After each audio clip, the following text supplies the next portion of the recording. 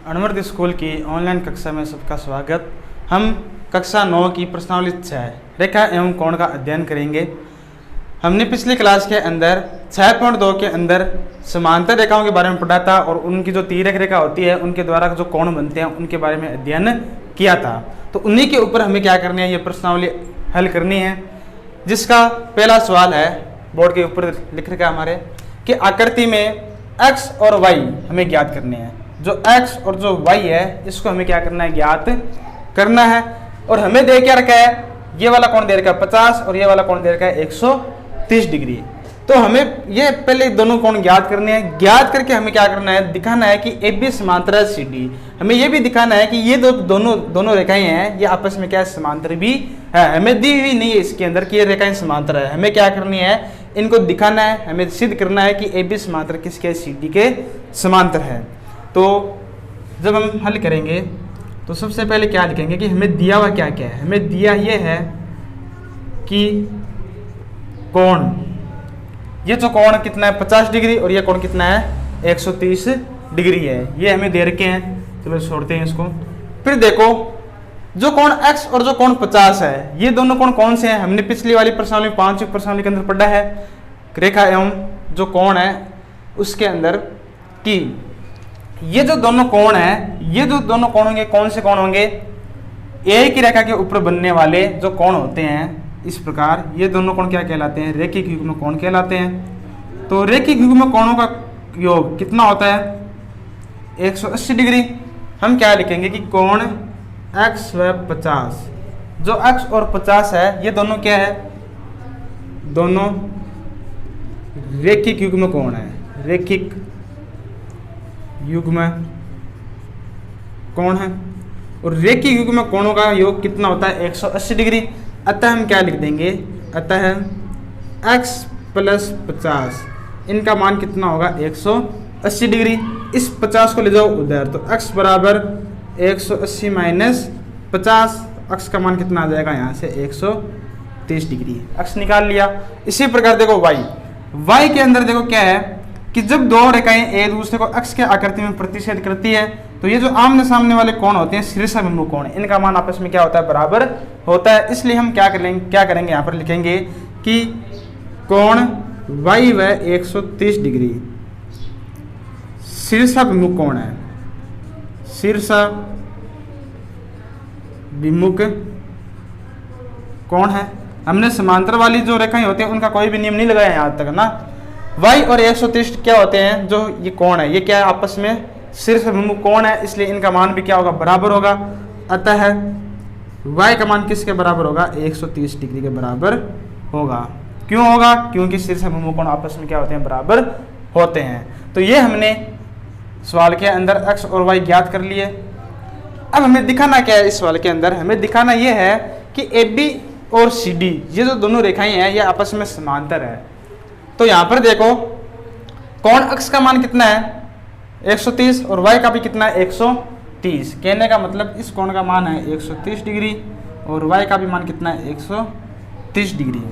हम लिखेंगे चूंकि कोण x और जो कोण y है वो आपस में बराबर है, कितने बराबर में 130 डिग्री। और जो कोण x और y है इस प्रकार जो दो रेखाएं चलती है और यहाँ पर जो कोण बनते हैं ये कोण क्या कहलाते हैं, एकांतर कोण। और अगर एकांतर कोणों का मान बराबर होता है तो ये रेखाएं क्या होती है, आपस में समांतर होती है। ठीक है, हमने क्या पढ़ा कि अगर ये रेखाएं समांतर है तो एकांतर कोण बराबर, उल्टा भी हो सकता है। अगर ये एकांतर कोण बराबर हो तो ये रेखाएं क्या होती है, समांतर भी होती है। ये प्रमेय है हमारे किताब में दी हुई।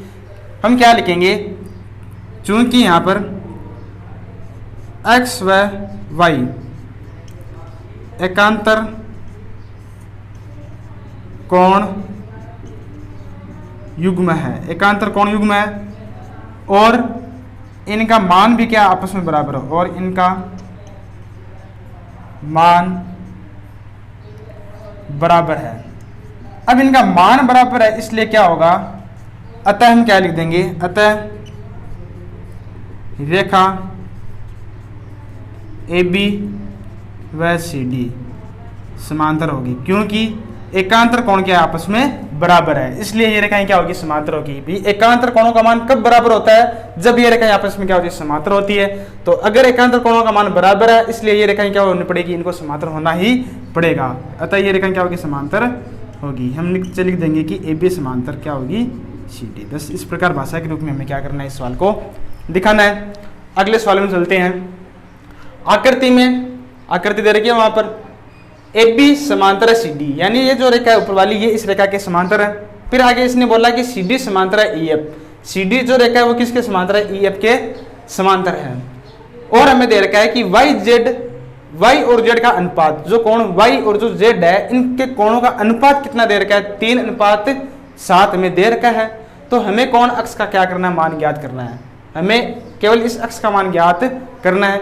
तो देखो हमें सवाल के अंदर दे रखा है कि y अनुपात z, अनुपात का मतलब क्या होता है, भाग ही होता है ना, कि अगर y में z का भाग लगाते हैं तो कितना मिलता है, 3/7 प्राप्त होता है। ये हमें सवाल के अंदर दिया हुआ है। ये मान लो समीकरण नंबर 1 है। फिर आगे चलते हैं नीचे। हमें दे रखा है कि ए बी और सी डी समांतर है। ए बी जो रेखा है वह समांतर किसके, सी डी के। इसलिए क्या होगा, हमें पता है कि अगर जब दो रेखाएं समांतर होती है और तीसरी रेखा उसको काटती है तो अंतः कोणों का योग कितना होता है, 180 डिग्री होता है। यानी x और y का योग कितना होगा, 180 डिग्री। हम ये लिख सकते हैं कि इसलिए अतः क्या होगा, x प्लस y इनका योग कितना होगा, 180 डिग्री होगा। x और y का योग कितना होगा, 180 डिग्री। इतनी बात है समझ में। इसी प्रकार हमें क्या दिया हुआ है कि ये रेखा और ये रेखा ये भी क्या आपस में समांतर है। अब चूंकि ये दोनों रेखाएं आपस में समांतर है तो एफ बी को भी क्या होना पड़ेगा, ई एफ के समांतर होना पड़ेगा। ये प्रमेय होती है कि जब तीन रेखाएं इस प्रकार समांतर होती है तो पहली वाली और तीसरी वाली भी क्या होती है, आपस में समांतर होती है। पहली दूसरी आपस में समांतर है, दूसरी तीसरी आपस में समांतर है, तो इसलिए पहली और तीसरी भी क्या होगी, आपस में समांतर होगी। तो इस रेखा के अंदर और इस रेखा के अंदर देखो, ये ए बी है और ये कौन सी है, ई एफ। ये रेखा इस प्रकार कट रही है, ये रेखा यहाँ पर कौन सा है, एक्स है, इसको मैंने हटा दिया बीच वाली रेखा को। ये कोण कितना है, यहाँ पर जेड है। तो ये जो दोनों कोण होंगे, ये दोनों कोण कौन से हैं, एकांतर कोण। तो हम यहाँ से क्या लिखेंगे कि ए बी समांतर है ई एफ के। इसलिए क्या होगा कि जो कोण एक्स है ये किसके बराबर होगा, जेड के क्या होगा, बराबर होगा। एकांतर कोण युग्म हम आगे लिख देंगे कि कौन से कोण है, एकांतर कोण युग्म है। और इसी प्रकार ऊपर वाला जो 180 डिग्री आया, ये क्यों आया, क्योंकि ये कौन से कोण है, अंतःकोण युग्म, अंतःकोण युग्म। अब देखो हम एक काम करते हैं, समीकरण ये मान लो समीकरण नंबर 2 हो गई 180 वाली, ये समीकरण नंबर 3। समीकरण 1 में देखो हम 1 से क्या कर सकते हैं, मान निकाल सकते हैं। कैसे, देखो बराबर जो बट्टे में z है उसको उधर ले जाओ तो क्या हो जाएगा, y बराबर 3/7 और गुणा में क्या आएगा, z। ये है समीकरण नंबर 1। हम क्या लिखते हैं कि 1 व 3 का प्रयोग, 3 का प्रयोग किस में करते हैं, 2 में करते हैं। 2 में करने पर, 2 में करने पर कैसे करेंगे उसको देखो। समीकरण नंबर 1 से हम क्या करते हैं, y का मान उठाते हैं 3/7 z, कहाँ पर रखते हैं, 2 में। और समीकरण 3 से x का मान क्या लिखेंगे, z। तो x किसके बराबर है, समीकरण नंबर 3 से z के बराबर है। और y किसके बराबर है, 3/7 z के बराबर है। और बराबर में कितना है, 180 डिग्री। ये बात आई समझ में। हमने क्या किया, समीकरण नंबर 1 से y का मान 3/7 z रखा, y की जगह पर ये रखा। और समीकरण नंबर 3 से हमने क्या किया, x की जगह क्या रखा, z रख दिया। अब यहाँ से हम क्या करेंगे, z का मान प्राप्त कर लेंगे। और z का मान मिल गया, इसका मतलब हमें किसका मान मिल गया, x का मान प्राप्त हो जाएगा, क्योंकि z किसके बराबर है, x के क्या है, बराबर है। तो अब यहाँ से हल करेंगे, कैसे करेंगे उसको देखो। हम इसके बट्टे में 1 ले सकते हैं, तो 1 और 7 का लघुत्तम कितना आएगा, 7 ही मिलेगा। तो ऊपर देखो क्या क्या बनेगा, इसको हम ऐसे लिख सकते हैं ना, 3z/7। तो z गुणा 7 कितना आ जाएगा, 7z प्लस 3z गुणा 1 कितना आएगा, 3z। लघुत्तम इसी प्रकार लेते हैं, बराबर में कितना है, 180 डिग्री। 7z और 3z का योग कितना होगा, 10z। और बट्टे में कितना है, 7, बराबर में कितना है, 180 डिग्री। अब यहाँ से हम क्या कर लेते हैं, इसको हल कर लेते हैं, जेड का मान निकालते हैं। तो जेड बराबर कितना आएगा, 10/7 को उधर ले जाने पर उल्टा 180 गुणा में 7/10 उल्टा हो गया ना, 10/7 उधर जाके 7/10, 0 से 0 कैंसिल, 18 को क्या करना 7 से गुणा करना है, 57 हासिल लगी 5, कितना जाएगा 126। ये इसका क्या आएगा, कौन आ जाएगा जेड का मान। और यही किसका मान है, एक्स का मान है। तो हम क्या लिखेंगे कि समीकरण नंबर कौन सी है, समीकरण नंबर 3 है। तो समीकरण नंबर 3 से क्या होगा, एक्स किसके बराबर है, जेड के बराबर है। और जेड का मान कितना आया हमारे पास 126, तो एक्स का मान भी कितना आएगा 126 प्राप्त हो जाएगा। ये क्या आएगा, एक्स का मान प्राप्त हो जाएगा। अगला सवाल देखते हैं, तीसरा सवाल। आकृति में ये हमें आकृति दे रखी है, इस आकृति के अंदर जो रेखा एफ बी है वो समांतर है सी डी के, और जो रेखा ई एफ है, जो रेखा ई एफ कौन सी है, ई एफ ये बीच वाली, ये रेखा क्या है सी डी के ऊपर लंबवत है, यानी ये क्या करते हैं यहाँ पर 90 डिग्री का कोण का निर्माण करती है। फिर हमें दे रखा है जी ई डी 126 डिग्री है। कौन सा कोण है, जी ई डी ये वाला कोण, ये हमें कोण दे रखा है कितना है 126 डिग्री। तो कोण ए जी ई ज्ञात करना है। कौन सा कोण है वो देखो, ए जी ई, एक तो ये वाला कोण ज्ञात करना है। जी ई एफ, जी ई एफ एक ये इतना सा ये वाला कोण ज्ञात करना है। एफ जी ई, एफ जी ई एक हमें ये वाला कोण ज्ञात करना है। तो हमें ये तीनों कोण क्या करने हैं, ज्ञात करने हैं। दिया हुआ क्या, केवल हमें ये वाला कोण दे रखा है 126 डिग्री है, और एक हमें ये वाला कोण दे रखा है, ये कोण कितना है यहाँ पर 90 डिग्री का कोण निर्माण करता है। दो कोण दे रखे हैं इस प्रकार। तो देखो हम क्या लिखते हैं, सबसे पहले हमें दिया हुआ क्या वो लिखते हैं सॉल्यूशन के अंदर। हमें दिया ये है कि ए बी है ना वो समांतर है सी डी के, और जो ई एफ रेखा है वह लंबवत है सी डी के। इसका मतलब क्या हुआ कि जो कोण एफ ई डी होगा, कौन सा कोण, एफ ई डी ये वाला कितना है 90 डिग्री है। ये कोण कितना दे रखा है हमें 90 डिग्री दे रखा है। इसी प्रकार हमें एक कोण दे रखा है जी ई डी वाला, जी ई डी कितना दे रखा है हमें 126 डिग्री दे रखा है। तो यहां से हम क्या करते हैं, इन तीनों का मान ज्ञात करने का प्रयास करेंगे। अब देखो सबसे पहले हमें दे रखा है कि ए बी समांतर है सी डी, और एक जो ये जी ई वाली रेखा है ये कौन सी है, मान लो जी ई है, और ये ए बी और ये सी डी। तो ये जो कोण बनेगा यहाँ पर, ये कोण क्या होगा, इस कोण के बराबर होगा ना।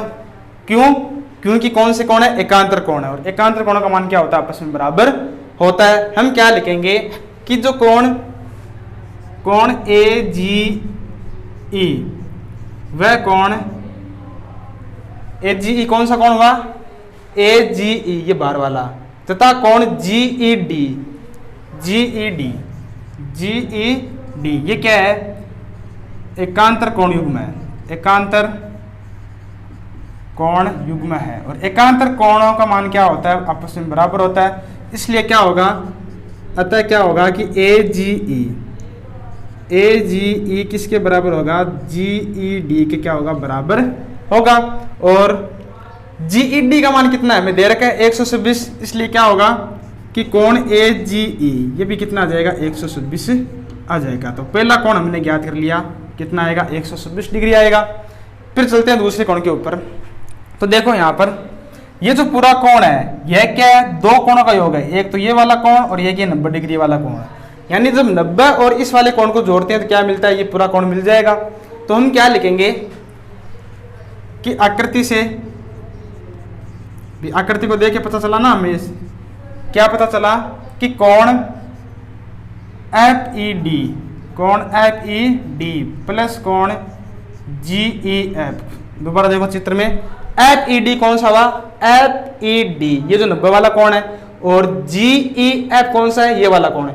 जब इन दोनों को जोड़ते हैं तो क्या मिलेगा, जी ई डी मिलेगा, जी ई डी मिलेगा। तो इनका योग किसके बराबर आएगा, जी ई डी। कहां से लिखा, चित्र को देख के। अब देखो यहां पर एफ ई डी कितना है 90 डिग्री, एफ ई डी कितना है 90 डिग्री, तो इसकी जगह हम कितना लिखेंगे 90 डिग्री।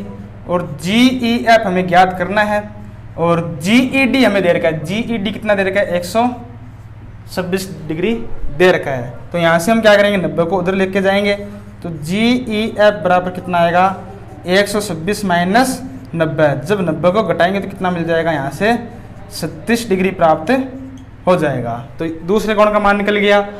तीसरा कोण हमें ज्ञात करना है FGE। FGE यहाँ पर देखो ये एक सीधी रेखा है, और जब एक सीधी रेखा के अंदर हम क्या करते हैं, इस प्रकार तिरछी रेखा बनाते हैं तो इन दोनों कोणों का योग कितना होता है, 180 डिग्री होता है। एक सीधी रेखा को तिरछी रेखा इस प्रकार काटती है तो ये दोनों कोण क्या कहलाते हैं, रेखीय युग्म कोण कहलाते हैं। तो इनका योग कितना होता है, 180 डिग्री। हम क्या लिखेंगे यहाँ पर कि जो कोण AGE वह कोण FGE, AGE बाहर वाला कोण और FGE अंदर वाला कोण, ये दोनों कोण क्या है, रेखीय युग्म कोण है। तो हम लिखेंगे रेखीय युग्म कोण है। और रेखीय युग्म कोणों का योग कितना होता है, 180 डिग्री। अतः इन दोनों का योग कोण AGE प्लस कोण FGE, इनका योग कितना होगा, 180 डिग्री। और AGE हमने ज्ञात किया सबसे पहले, कितना आया था हमारे पास, 126। तो इसकी जगह कितना लिखेंगे, 126 प्लस FGE, इनका योग कितना है, 180 डिग्री।